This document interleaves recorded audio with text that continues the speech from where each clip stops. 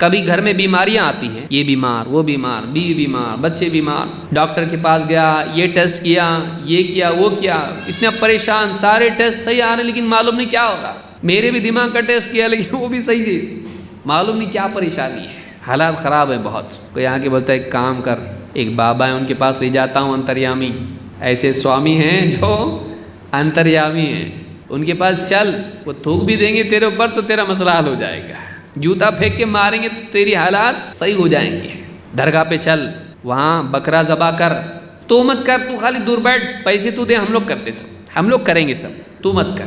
بیٹا بیمار ہے اور بہت حالات خراب ہیں، دیکھ بچے کو کچھ بھی ہو جائے گا، بد دعا لگے گی بچے کی، مت اپنی اکڑ میں رہیں، بہت معلوم تو عقیدہ صحیح والا ہے، کیا فائدہ اسے عقیدے کا کہ بچے کی جان خطرے میں جا رہی، یہ سکھاتا کہ تمہارا اللہ ایسا۔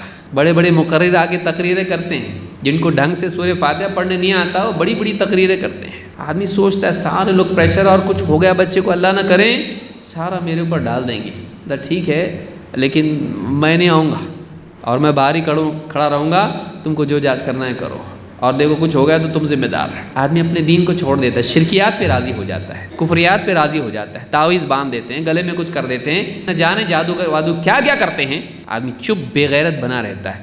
مر جائے ہمارا بچہ لیکن ہم شرک نہیں کریں گے، آدمی ایسا ہونا چاہیے۔ بھائی ایسے بھی کوئی مر سکتا ہے، مر گیا تو کیا کریں گے، زندہ کریں گے جادو سے اس کو؟ اگر مر گیا ایکسیڈنٹ میں، کچھ ہو گیا، کیا کریں گے؟ اب کیا کریں گے؟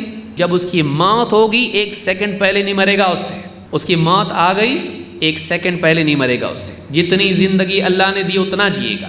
ایسا عقیدہ رکھے آدمی، ایسا عقیدہ رکھے، آدمی شرکیات میں نہیں جائے۔